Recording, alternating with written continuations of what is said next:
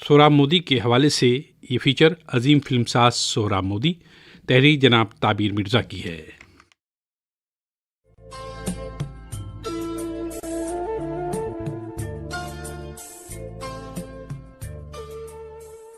हमारे मुल्क में फिल्मसाजी की शुरुआत से पहले पारसी ड्रामा कंपनियों के खालिस तिजारती ड्रामों का बोलबाला था। यही वजह है कि जब मुतहर्रिक तस्वीरों के कैमरे और प्रोजेक्टर बाजार में आए तो उनकी नुमाइश सबसे पहले इन्हीं थिएटर्स में हुई जिनमें ड्रामे पेश किए जाते थे। चुनांचे आज तक सिनेमा घरों को थिएटर हॉल के नाम से भी याद किया जाता है। मुतहर्रिक तस्वीरों से लुत्फानंदोज होने वाले शायकीन शुरू में वही लोग थे जो पारसी कंपनियों के तिजारती ड्रामों की पजीराई किया करते थे। 20वीं सदी की शुरुआत में मुंबई, कोलकाता और दिल्ली जैसे शहरों में नोवेल्टी थिएटर, गेटी थिएटर और कारोनेशन थिएटर जैसे मकामात ही सिनेमा की नुमाइश के लिए पहले पहल इस्तेमाल किए गए। सोहराब मोदी एक ऐसे ही फनकार थे जिन्होंने ड्रामों को न सिर्फ फिल्मों के कालिब में ढलते खुद अपनी आंखों से देखा, बल्कि वो इस इनकलाब का हिस्सा भी रहे।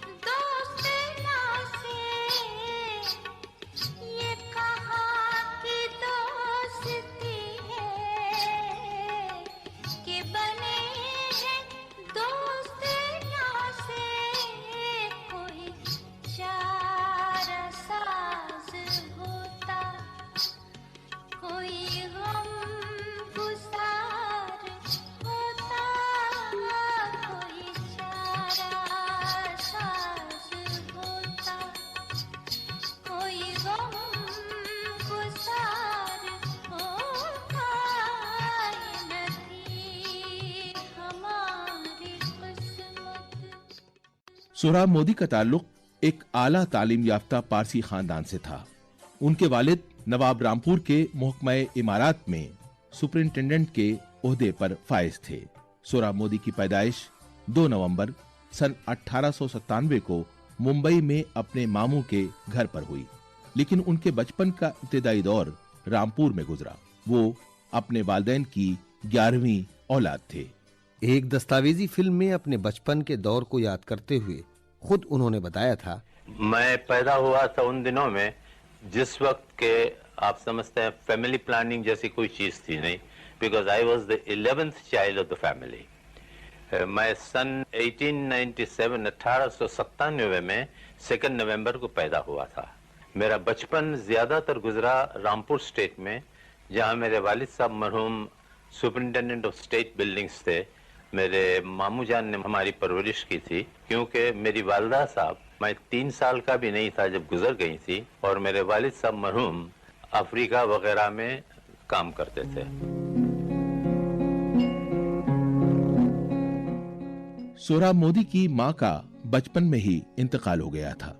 उनके वालिद मुलाजमत के सिलसिले में बैरून मुल्क भी चले जाते थे, लेकिन अपने मामू और नानिहाल के दीगर बुजुर्गों की मदद से उन्होंने मुंबई से हाई स्कूल किया। हाई स्कूल पास करने के बाद सोहराब मोदी अपने प्रिंसिपल के पास गए और उनसे कहा कि मैं आपका शुक्रगुजार हूं कि आपने जेवर तालीम से मुझे आरास्ता किया। मैं चाहता हूं कि आप मुझे मशवरा दें कि मैं आगे क्या करूं। प्रिंसिपल ने कहा कि तुम्हारी आवाज बहुत अच्छी है, तुम्हें या तो सियासतदान बनना चाहिए या फिर अदाकार। सन 14 में मैं मेट्रिकुलेट हुआ। उसके बाद मैं अपने प्रिंसिपल साहब मिस्टर मर्जबान को मिलने गया और उनके कदम छू के कहा कि प्रिंसिपल साहब, आज मैं आपके स्कूल से विदा होता हूं, लेकिन आपने जो कुछ मुझे पढ़ाया है, लिखाया है और आपकी हिदायतें हमेशा मेरी नज़र के सामने रहेगी। लेकिन एक बात बताइए प्रिंसिपल साहब कि मैं अपनी ज़िंदगी में क्या करूं और कौन सी लाइन इख्तियार करूं? तो प्रिंसिपल साहब ने कहा कि सर आप looking to the quality of your voice I think you should either be a politician और an actor. Thank God I didn't become a politician but an actor. इस तरह अपने प्रिंसिपल के मशवरे पर सोहराब मोदी ने ड्रामों में काम करना शुरू किया और कई ड्रामों में यादगार किरदार निभाए।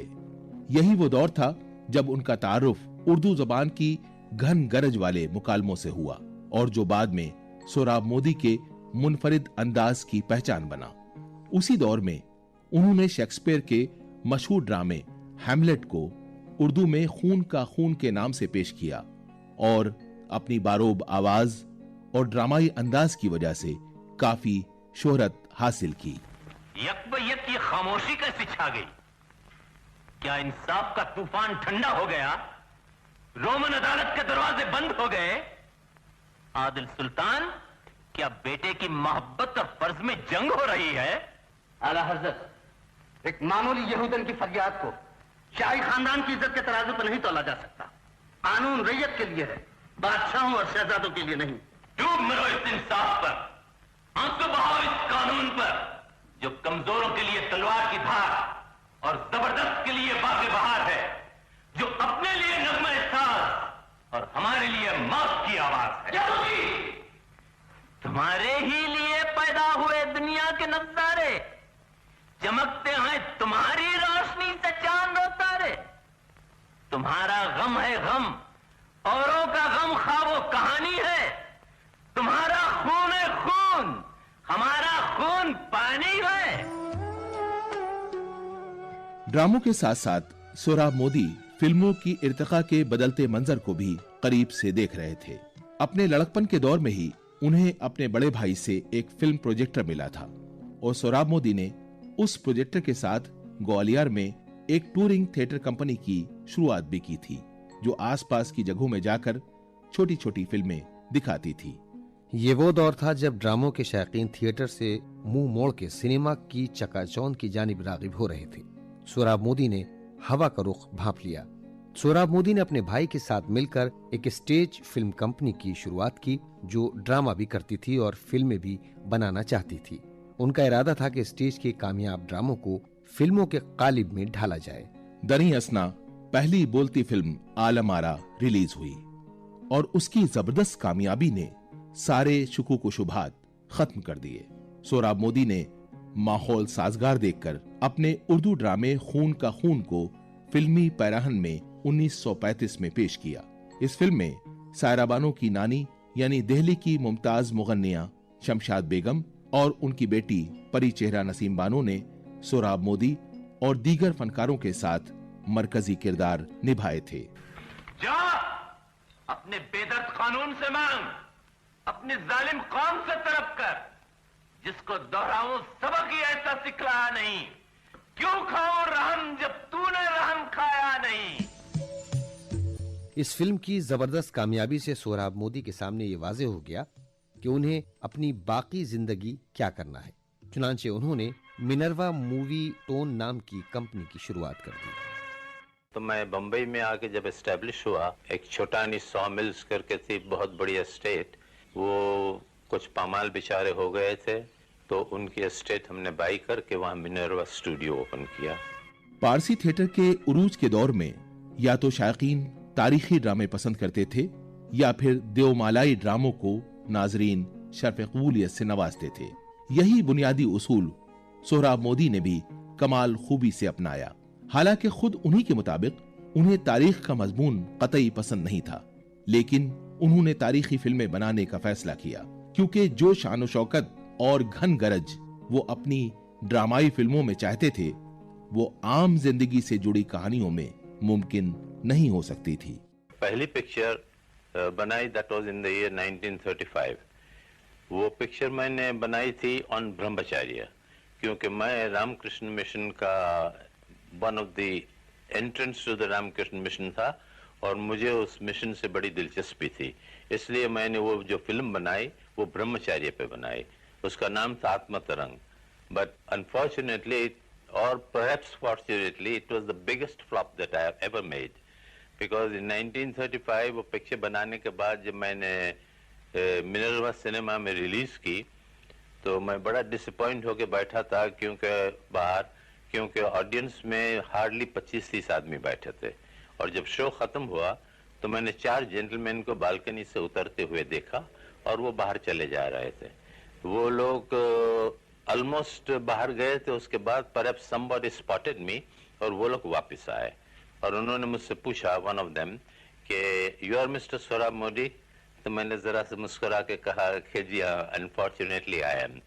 तो one of these people said कि why do you say unfortunately, we are glad that you have made a picture like this and don't be disappointed, keep on making pictures of this type and one day you will be on the top, don't worry. ऐसा कह के मैंने कहा thank you very much sir for your compliments and thank you very much for your blessings. ऐसा कहा, वो लोग चले गए। फिर मैंने इंक्वायरी की कि ये 4 जेंटलमैन कौन थे, तो मुझे पता चला कि दे वर द जजेस of the Bombay high court. मैंने कहा, अपने आप दिल में सोचा कि माय गॉड, इफ द जजेस of the Bombay high court say that one day I will be at the top with such sort of pictures, I must give pictures of this type. और आइंदा मेरी लाइफ में मैंने ऐसे pictures बनाने की कोशिश थी जिससे कुछ न कुछ पब्लिक को मैं दे सकूं। बेशक मैंने ये तालीम दी है और अब भी यही तालीम देता हूँ कि आग के शोलों में फान जाओ, लेकिन हाथ में पानी का फव्वारा लेकर। सैलाब में कूद पड़ो, लेकिन पहले तैरना सीख लो। और मौत से हरगिज न डरो, लेकिन चींटी की मौत नहीं, शेर की मौत मरो, कि मरने के बाद मौत का अफसोस न रहे। सोहराब मोदी की अगली फिल्म पुकार थी, जिसमें अदले जहांगीर को मौजू बनाया गया। इस फिल्म की कहानी और मकालमे सैयद अमीर हैदर कमाल नाम के एक नौजवान राइटर ने लिखे थे, जिन्होंने बाद में कमाल अमरोही के नाम से शोहरत हासिल की और सोहराब मोदी की फिल्मी रिवायत को और आगे बढ़ाया।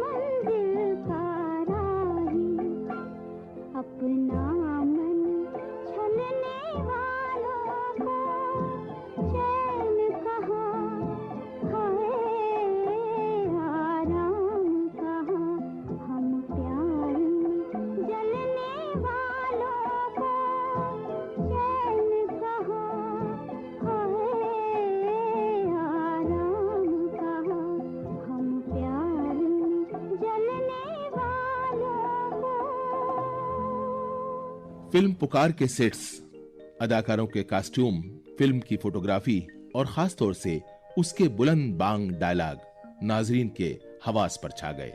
खासतौर से परी चेहरा नसीम बानो की खूबसूरती और उनका शाहाना लिबास बहुत पसंद किया गया।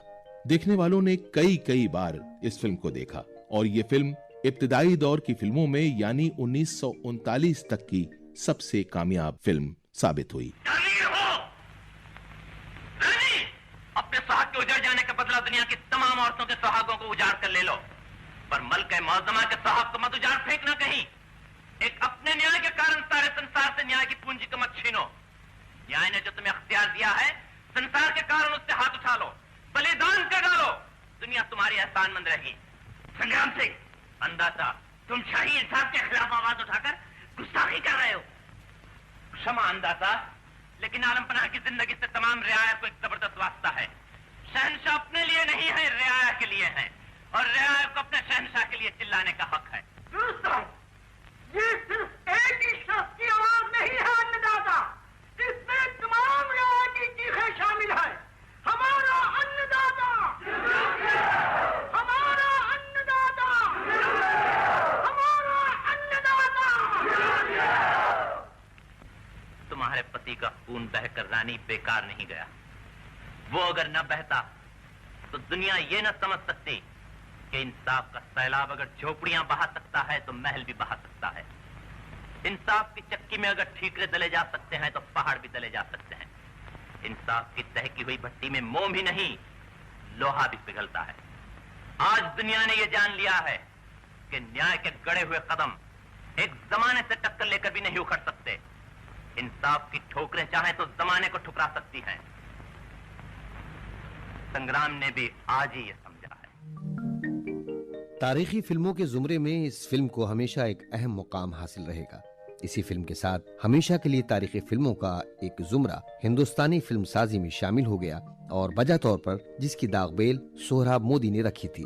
उन्होंने इस फिल्म में संग्राम सिंह का किरदार भी अदा किया था। तुम खतावार नहीं हो, यही तो मैं इतनी देर से कह रही थी। कानून तुम्हें मुजरिम नहीं मान सकता। और अगर कानून ने मुझे कातिल मान लिया? नहीं मान सकता। कानून के फैसले अंधे नहीं होते। लेकिन मेरी इस बात का कोई गवाह नहीं है। न हो, मुझे कानून पर एतबार है।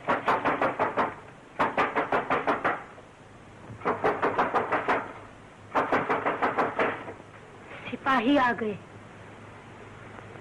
आने दो। और मंगल? मंगल निर्दोष है। ये वो दौर था जब पूरे मुल्क में आजादी की जद्दोजहद का दौरा था। ऐसे माहौल में हिंदुस्तान के ताबनाक माजी की अजमत जो इस फिल्म के तवस्सुत से पेश की गई थी, उसने अवाम में नफ्सियाती खुद एतमादी के साथ साथ अपने फैसले खुद लेने के जज्बे को भी परवान चढ़ाया। अपनी विरासत के तईं फख्र व इफ्तिखार के जज्बे ने कौमी मिजाज की आबियारी की और आम हिंदुस्तानियों को एक नए एहसास से सरशार किया। सोहराब मोदी की अगली फिल्म सिकंदर सन 1941 में नुमाइश के लिए पेश की गई।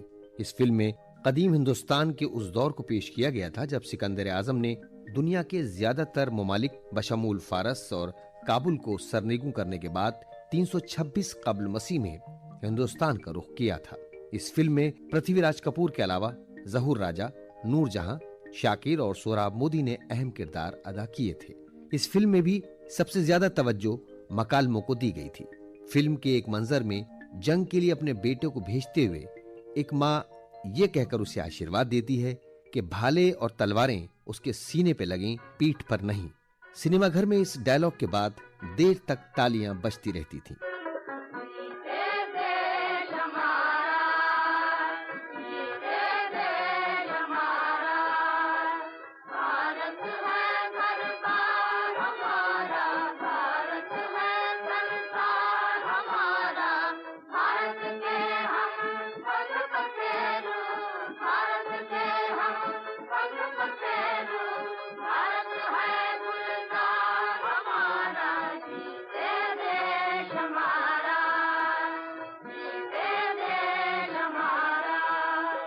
चरणों में सोने की लंका, चरणों में सोने की लंका, कंठ में दरियाओं की माला, कंठ में दरियाओं की माला।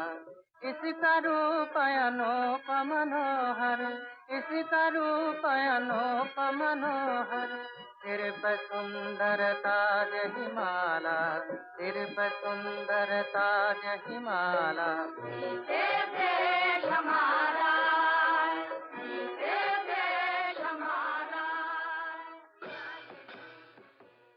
इस फिल्म में भी बिलावास्ता तौर पर कौमी जज्बे को उभार कर पेश किया गया था, लेकिन चूंकि फिल्म में कब्ले मसीह दौर की कहानी दिखाई गई थी, इसलिए बरतानवी राज के पास इस पर पाबंदी लगाने की कोई माकूल वजह नहीं थी। इसलिए शुरू में उसे नुमाइश की इजाजत मिल गई।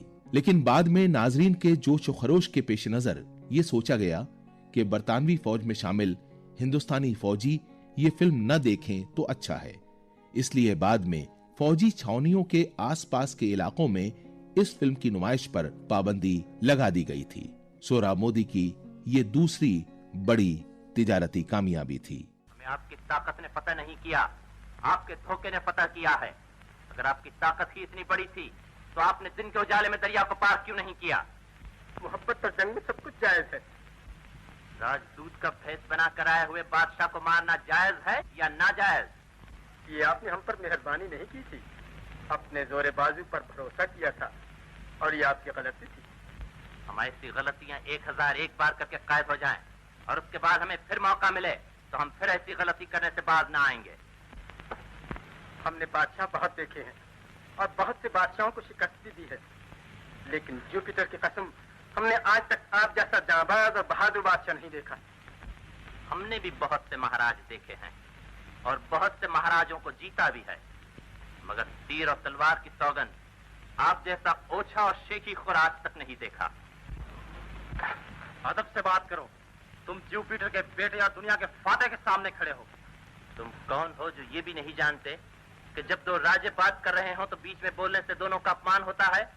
अगर तुम हमारे दरबार में होते तो हम तुम्हें दरबार से निकाल देते और कहते जाओ पहले राज दरबार में बोलने का तरीका सीख कर आओ।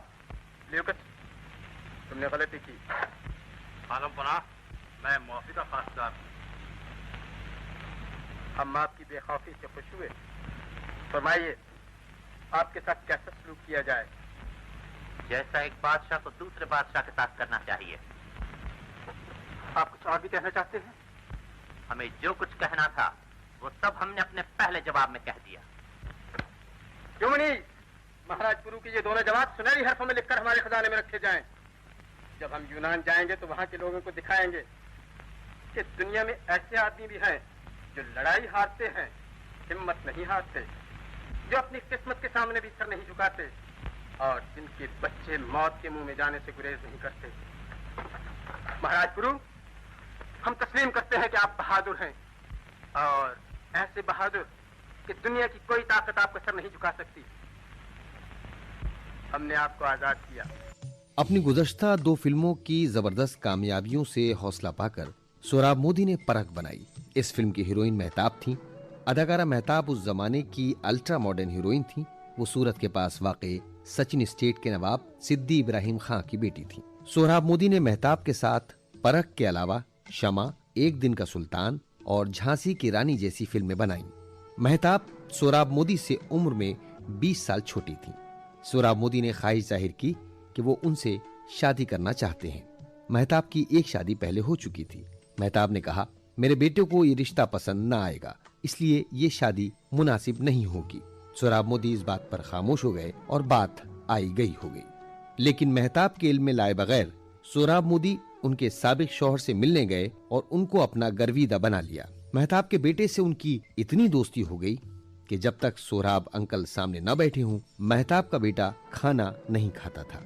बिलाखिर 12 अप्रैल को महताब की सालगिरह के मौके पर सोहराब मोदी ने महताब इब्राहिम से शादी कर ली।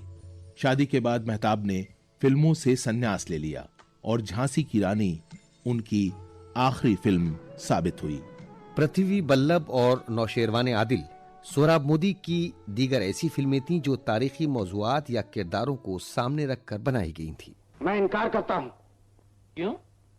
जिन पांव को तुम 15 बार धो चुके हो उन्हें 16वीं बार धोने में लाज कैसी?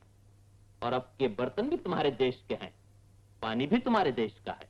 गोया आज तेलंगन का राजा तेलंगन के बर्तनों में तेलंगन का पानी लेकर अवंतीपुर के महाराज पृथ्वी बल्लभ मुंज के पांव धोएगा और उसके साथ अपने मन से अपनी 16वीं हार भी धो देगा। पानी का बर्तन लेकर आगे बढ़ो और इसके बाद ये हाथ तुम्हें अपना दोस्त समझकर अपने पास बिठा लेंगे। नहीं मुंज, अब ये हाथ उन पांव को नहीं छुएंगे जिन्होंने पाप के पस्त होकर सैकड़ों औरतों का औरतपन रौंदा है।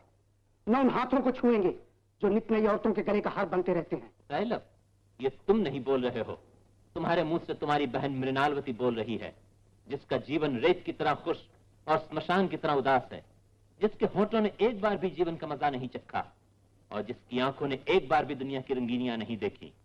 तुम क्या जानो दुनिया और दुनिया की बाहर क्या है। खैर, अगर एक बार फिर अपना जीवन और आजादी चाहते हो तो अपना काम शुरू करो।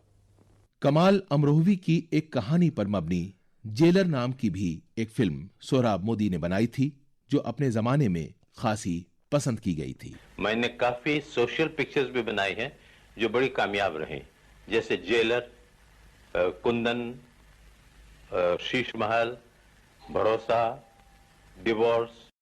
हालांकि झांसी की रानी की नाकामी सोहराब मोदी की जिंदगी की सबसे बड़ी नाकामी थी, लेकिन उन्होंने हार नहीं मानी। उन्होंने उर्दू के उस वक्त के नामवर तरीन लिखने वालों को जमा किया, जिनमें सादत हसन मंटो और राजेंद्र सिंह बेदी जैसे अहले कलम शामिल थे, और उनसे मिर्जा असदुल्ला खां गालिब की जिंदगी पर एक फिल्म लिखने को कहा। इस फिल्म की मौसीकी के लिए उन्होंने गुलाम मोहम्मद को चुना।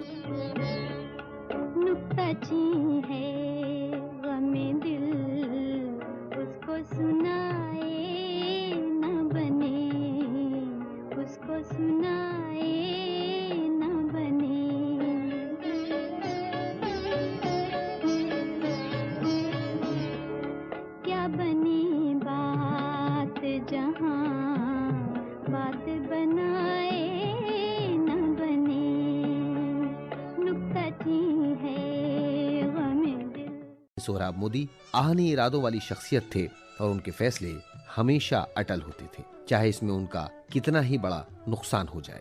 उनकी आंख में जब मोतियाबिंद की शिकायत हुई तो सैकड़ों अच्छे डॉक्टर मौजूद थे, लेकिन उन्होंने कहा कि वो ऑपरेशन सिर्फ विवेकानंद फाउंडेशन के अस्पताल में ही कराएंगे।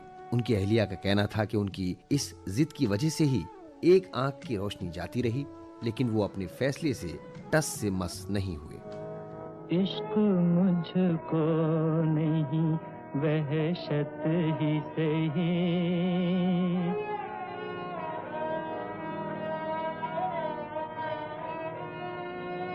मेरी वहशत तेरी शोहरत ही सही।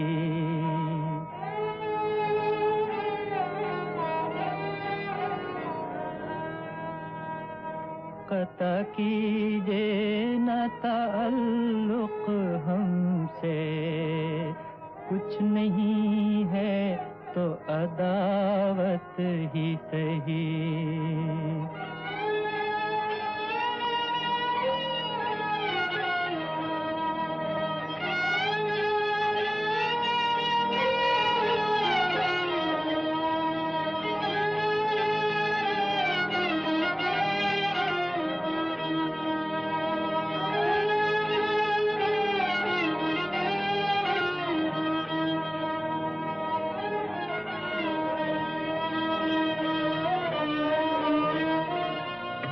मेरे होने में है क्या रुसवाई, ऐ वो मजलिस नहीं खिलवत ही सही।